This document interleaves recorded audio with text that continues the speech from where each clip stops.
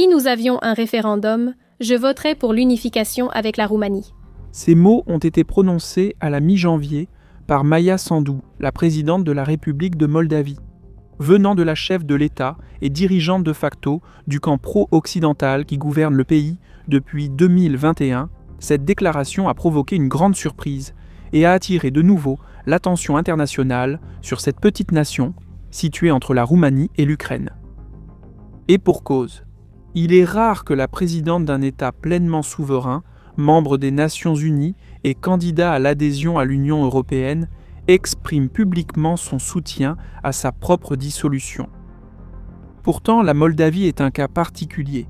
Le pays faisait, après tout, partie de la Roumanie pendant l'entre-deux-guerres. Et l'unionisme, l'idée politique prônant l'unirea, ou la réunification avec son voisin occidental, est en réalité plus ancien que l'indépendance même de la Moldavie. Pendant des années, non seulement des politiciens individuels, mais aussi des partis politiques entiers, souvent représentés au Parlement, ont ouvertement adopté une rhétorique unioniste. Il suffit de rappeler que l'idée d'un État commun était soutenue par certains militants et partisans du Front populaire moldave. Le mouvement qui, à la fin des années 1980, a lancé le processus de dérussification et de démocratisation dans la République soviétique et qui a finalement conduit à l'indépendance de la Moldavie vis-à-vis de l'URSS en 1991. Pour certains des architectes de l'État moldave, l'indépendance n'était donc pas une fin en soi, mais une étape, une marche sur le chemin vers une éventuelle réunification avec la Roumanie. Les propos de Sandu en faveur de la réunification, repris dans les jours suivants par le Premier ministre de la Moldavie, le président du Parlement et plusieurs ministres, offrent donc une excellente occasion d'examiner à quel point un tel scénario est réellement réaliste. Que pensent les élites politiques à Bucarest à ce sujet ? La Roumanie a-t-elle la capacité financière et institutionnelle de mener à bien un projet aussi complexe ? Alors, à quel point l'union roumano-moldave est-elle réaliste ? Découvrons-le.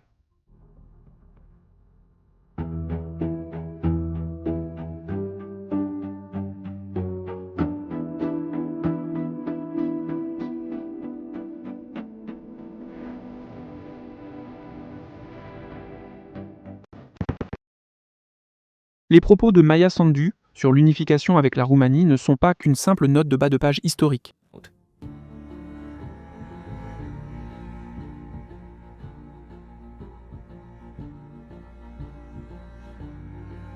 Avant de nous tourner vers le présent, nous devons revenir un instant dans le passé, parce que c'est là que nous trouvons le contexte historique plus large, celui qui aide à expliquer d'où vient réellement le mouvement unioniste. Pour commencer, les terres situées entre le Prout et le Dniestr, qui forment aujourd'hui le territoire de la République de Moldavie et qui étaient historiquement connues sous le nom de Bessarabie, ont fait partie pendant des siècles du Principauté de Moldavie. Ce n'était pas un État indépendant, mais une principauté vassale qui existait depuis le XIVe siècle. Elle fut d'abord subordonnée au souverain polonais, puis, à partir du tournant des XVe et XVIe siècles, à l'Empire ottoman. En 1812, à la suite d'une guerre russo-turque, l'Empire russe réussit à détacher la Bessarabie de la principauté, un moment qui allait s'avérer être un tournant dans l'histoire de toute la région et de son peuple. Cependant, seulement quelques décennies plus tard, la principauté de Moldavie et la région voisine de Valachie au sud, deux terres habitées par des populations parlant la même langue et partageant des traditions culturelles presque identiques, ont commencé à construire un État commun et une identité nationale unifiée. Ces efforts ont culminé en 1881, avec la création du royaume indépendant de Roumanie, dont le noyau était précisément formé par ces deux principautés. Mais que se passait-il à l'Est ? Les Moldaves de Bessarabie, qui après 1812 se sont retrouvés en dehors des frontières de la principauté, non seulement sont restés exclus des processus de construction de l'État et de la nation qui ont accompagné la naissance d'une Roumanie unifiée, mais ils ont aussi été soumis à une crucifixion systémique. En 1826, les autorités tsaristes ont interdit l'utilisation du roumain, la langue maternelle de la population locale, dans l'administration locale, la liturgie de l'Église et l'éducation. Parallèlement, une politique de colonisation et de développement urbain à grande échelle a été lancée sur un territoire qui avait autrefois appartenu à la principauté de Moldavie. Les centres urbains, en pleine expansion, ont commencé à attirer un grand nombre de colons slaves, juifs, allemands et arméniens. Au fil du temps, ces communautés en sont venues à dominer la vie intellectuelle, économique et administrative de la province. En conséquence, alors que les Moldaves roumanophones constituaient une écrasante majorité de la population au début du XIXe siècle, le recensement de 1897 de l'Empire russe a montré que seulement un peu plus de la moitié des habitants de la région déclaraient encore le roumain comme langue maternelle. Pendant ce temps, le nouvel État roumain n'a jamais pleinement accepté le fait qu'une grande partie du territoire, historiquement lié à l'une de ses principautés fondatrices, soit restée sous contrôle russe. Ainsi, lorsque l'Empire russe s'est effondré au milieu des bouleversements de la révolution de 1917, Bucarest a rapidement profité de la faiblesse de Moscou et a réaffirmé son contrôle sur la Bessarabie. En moins d'un an, la région a été incorporée au royaume de Roumanie et les autorités roumaines ont entamé le long et difficile processus de développement d'une identité nationale roumaine parmi la population locale. Ces efforts ont été interrompus par le déclenchement de la Seconde Guerre mondiale et l'annexion de la Bessarabie par l'Union soviétique en 1940. Bien que la Roumanie, alliée à l'Allemagne nazie et participant à l'invasion conjointe de l'Union soviétique en 1941, ait brièvement repris le contrôle de la province, elle l'a de nouveau perdu seulement 3 ans plus tard, lorsque la région est repassée sous la domination de Moscou sur le territoire qui forme aujourd'hui la Moldavie indépendante. Les autorités communistes ont établi la République socialiste soviétique moldave. Sa population a alors été soumise à une campagne systématique et souvent sévère de ce que l'on pourrait qualifier de déromanisation. L'outil idéologique clé de cette politique était le concept de moldavisme. Cette doctrine, produit de l'ingénierie sociale soviétique, a été conçue comme une alternative à l'identité roumaine. Elle affirmait que les habitants vivant entre le Prout et le Dniestre ne faisaient pas partie de la nation roumaine, mais constituaient une communauté distincte avec près de 5 siècles d'histoire propre. Selon ce récit, les seuls véritables héritiers de la principauté médiévale de Moldavie, contrairement à leurs compatriotes à l'ouest du Prout, les Moldaves avaient préservé leurs traditions authentiques. Au lieu de les abandonner au profit de ce que les idéologues soviétiques présentaient comme une identité roumaine artificielle et éphémère, les promoteurs de cette idéologie soutenaient que les Moldaves parlaient leur propre langue, en réalité une forme légèrement plus archaïque du roumain, enrichi de mots d'emprunt slave et écrite en alphabet cyrillique, et qu'ils possédaient des coutumes et des traditions culturelles distinctes, supposément plus proches du monde slave que de la Roumanie. Pourtant, malgré près d'un demi-siècle de soviétisation et de moldovanisation, Moscou n'a jamais réussi à effacer complètement les liens démographiques, culturels et linguistiques avec la Roumanie. Ainsi, dans les années 1980, les mouvements de renaissance nationale évoqués ont commencé à émerger. Parmi leurs revendications principales figurait le retour à l'alphabet latin, la réhabilitation de la langue roumaine et le rejet de la doctrine moldovaniste. À mesure que la vie publique se libéralisait progressivement, des slogans unionistes ont également commencé à apparaître plus ouvertement, présentant la réunification avec la Roumanie comme l'aboutissement naturel d'un processus plus large de décolonisation et d'une rupture avec l'héritage soviétique. Demandez à un Roumain moyen ce qu'il pense de la Moldavie, et la réponse vient généralement sans hésitation. Le pays est considéré comme une partie historique de la patrie roumaine, et sa population comme des Roumains qui ont été soviétisés, une population que Moscou a passé des décennies à convaincre qu'elle formait une nation distincte de ses frères de l'autre côté du Prut. Cette perception se reflète dans l'opinion publique. Dans une enquête de 2012, près de 85% des Roumains ont déclaré que la Bessarabie était, selon eux, une terre roumaine. Pendant des décennies, cette façon de penser s'est traduite par un soutien constamment élevé, et souvent très élevé, à l'idée de la réunification. Selon les sondages disponibles entre 2012 et 2021, le soutien à la création d'un État commun variait de 60 à 85% de la société roumaine. Mais l'invasion russe à grande échelle de l'Ukraine en février 2022 a provoqué un changement radical dans l'opinion publique.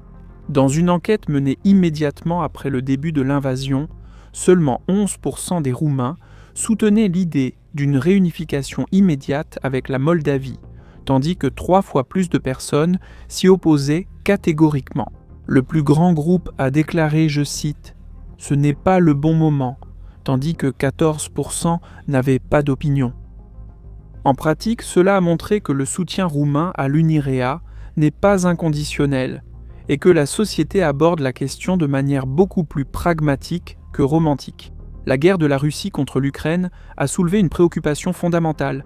Intégrer la Moldavie pourrait signifier non seulement d'énormes coûts financiers et administratifs, mais aussi le risque d'une confrontation directe avec Moscou.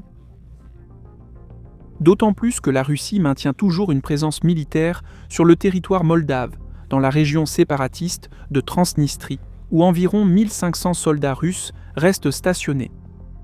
Dans ces conditions, la réunification a commencé à ressembler moins à un acte de justice historique et davantage à une source potentielle d'instabilité et à un risque sécuritaire pour la Roumanie elle-même. Aujourd'hui, environ un Roumain sur 2 soutient l'idée d'un État commun.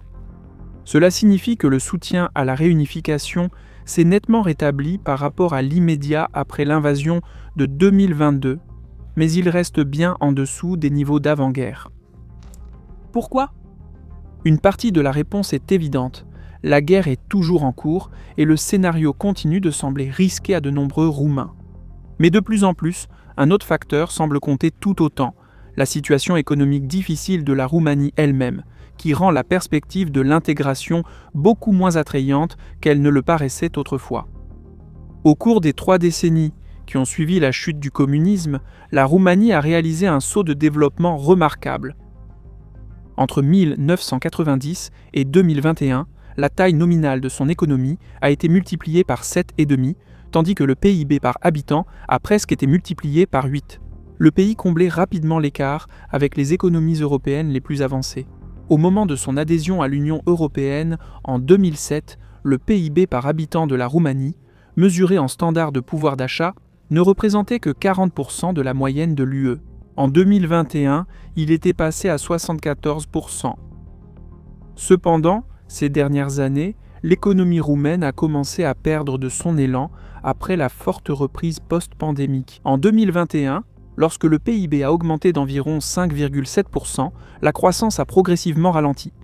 En 2022, elle est tombée à environ 4%, en 2023 à près de 2%, et en 2024 et 2025.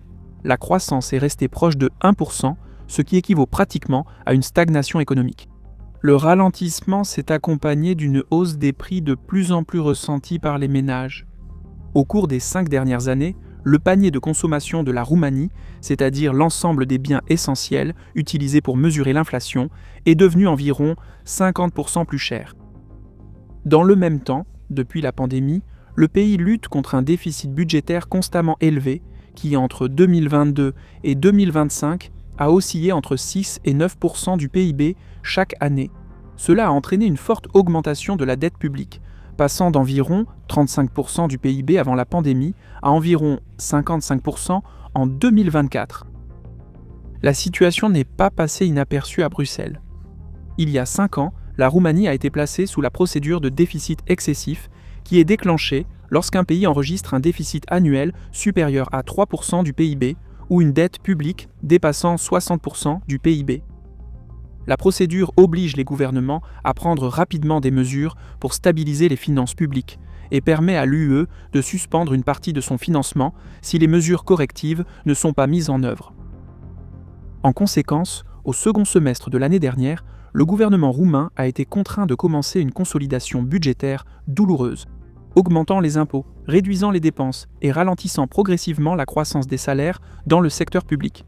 Entre autres mesures, la taxe sur la valeur ajoutée et les droits d'accise ont été augmentés pour les ménages. Cela signifie une baisse du pouvoir d'achat réel et une incertitude économique croissante.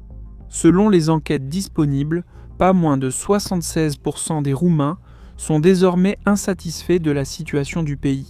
Ils estiment que le pays va dans la mauvaise direction. Dans ces conditions, la perspective d'intégrer l'un des pays les plus pauvres d'Europe, et la Moldavie en est exactement un, ne ressemble plus à une mission historique. Au contraire, cela apparaît de plus en plus comme une charge supplémentaire potentielle pour des finances publiques déjà sous pression. Le pragmatisme économique pèse donc de plus en plus dans la balance, et dans certains cas, il l'emporte sur le sentiment national.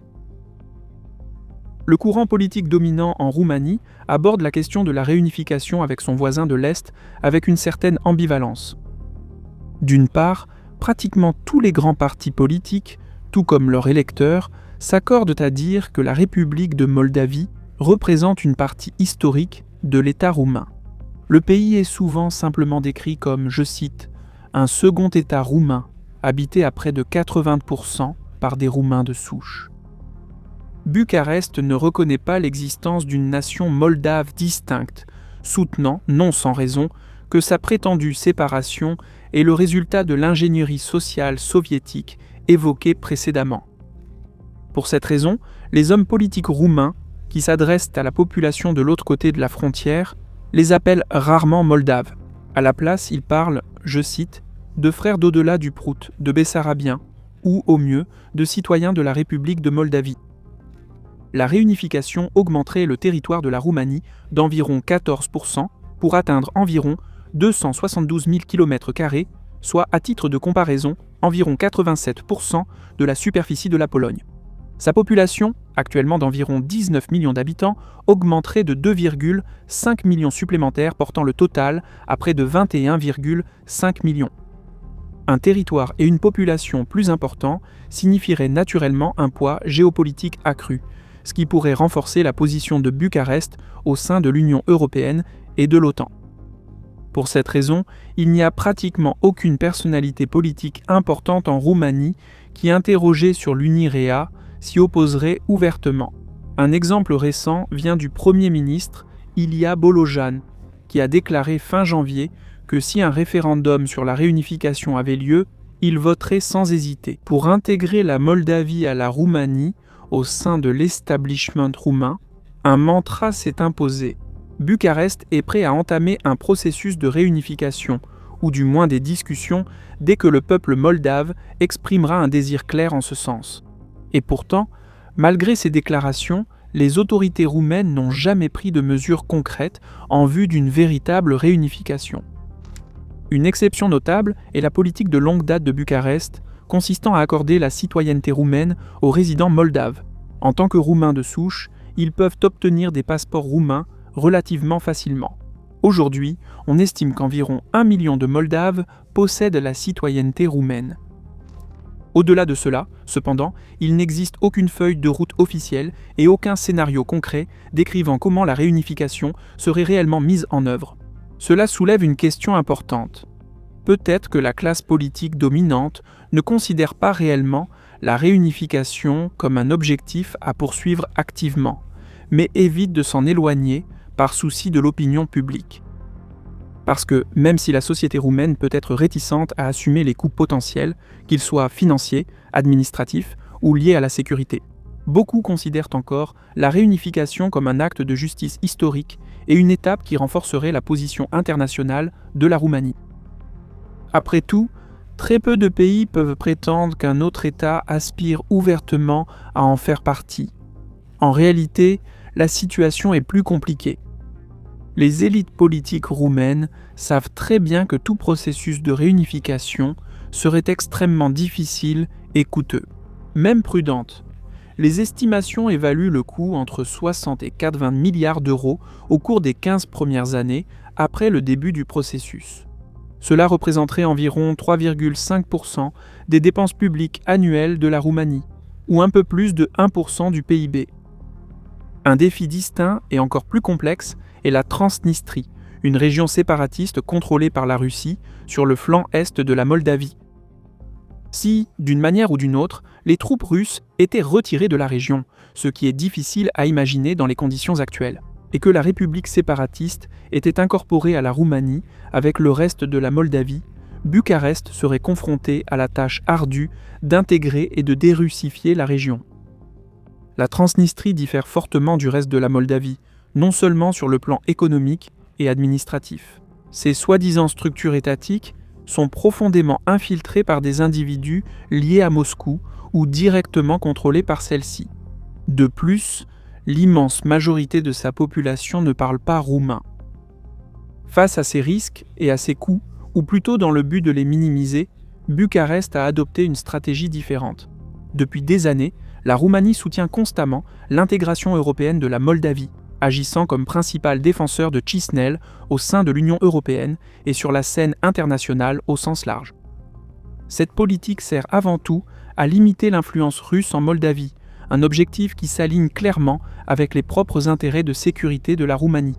Plus la Moldavie est ancrée profondément dans les institutions occidentales et plus son économie est liée aux marchés occidentaux, plus il devient difficile pour Moscou d'exercer une pression politique et économique. Mais l'intégration européenne semble également servir un autre objectif. Du point de vue de Bucarest, le chemin de la Moldavie vers l'Union européenne est aussi un mécanisme qui rapproche progressivement les deux pays d'une éventuelle réunification. Depuis l'obtention du statut officiel de candidat en 2020, depuis 2022, la Moldavie est tenue d'aligner sa législation sur celle de l'Union européenne et par extension sur le cadre juridique de la Roumanie. Le processus d'adhésion implique également la construction d'institutions compatibles avec les normes européennes, la réforme du système judiciaire et la mise en œuvre de réformes économiques d'envergure. Tout cela est soutenu par des financements européens et une assistance technique. L'Union européenne, ainsi que des partenaires occidentaux comme les États-Unis, financent également des projets d'infrastructures clés, notamment des routes et des systèmes énergétiques, conçus pour renforcer la sécurité énergétique de la Moldavie.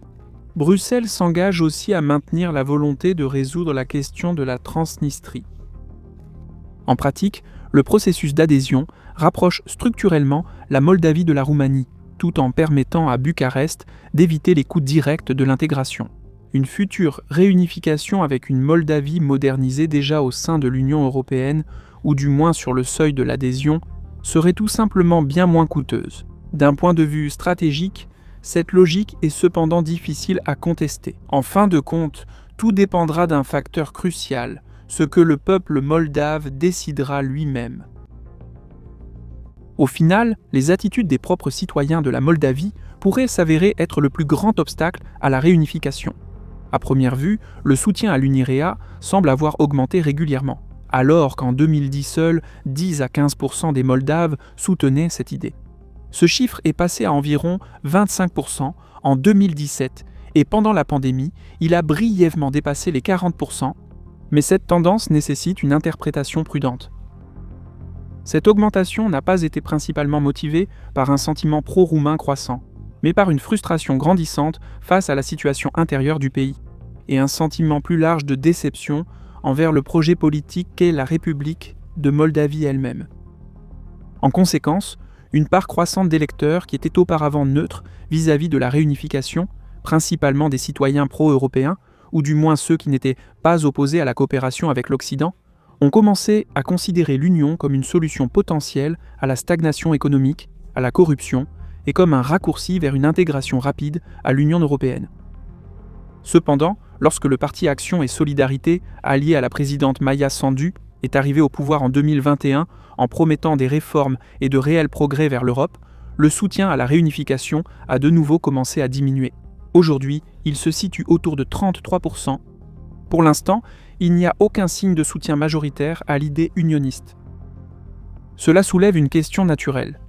Si le soutien à la réunification reste limité, pourquoi le président soutiendrait-il publiquement un scénario qui a peu de chances de se réaliser dans un avenir proche ? En fait, la déclaration de Maia Sandu n'était ni accidentelle ni irréfléchie. Ses opinions sur la question sont connues depuis longtemps. Même en tant que chef de l'opposition, elle a déclaré ouvertement qu'elle voterait pour la réunification lors d'un référendum hypothétique. Cependant, elle a longtemps évité le sujet pour des raisons politiques. L'électorat pro-européen qui soutient son parti comprend à la fois des partisans de l'Union et des électeurs fermement attachés à l'indépendance de la Moldavie. Ce n'est qu'à présent, lors de son second et dernier mandat, que certains électeurs favorables à l'Union se tournent vers des forces politiques plus radicales. Est-il devenu politiquement plus sûr pour elle de réaffirmer sa position et d'aider à empêcher une nouvelle érosion de ce segment de soutien? Mais il y avait aussi une dimension externe importante. En exprimant publiquement son soutien à la réunification, Pleinement consciente que ces paroles auraient un écho international, Sandu a attiré l'attention sur la position géopolitique fragile de la Moldavie, ainsi que sur la menace russe persistante dans le contexte de la guerre en Ukraine.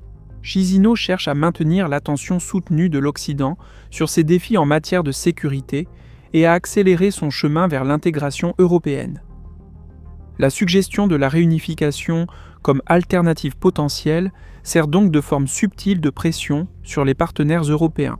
Si le processus d'adhésion s'éternise, la Moldavie pourrait finalement être contrainte d'envisager d'autres moyens d'assurer sa place à long terme en Occident. En même temps, le message était adressé à Moscou. C'était un rappel que toute tentative de ramener la Moldavie dans la sphère d'influence de la Russie pourrait produire l'effet inverse. La question de savoir si la réunification aura réellement lieu reste ouverte. Pour l'instant, il n'y a ni une majorité sociale en Moldavie, ni la volonté politique en Roumanie pour se lancer dans un processus aussi coûteux et risqué. Et pourtant, les deux pays se rapprochent plus rapidement que jamais dans l'histoire récente, à travers le développement des infrastructures, l'intégration économique et surtout leur trajectoire européenne commune.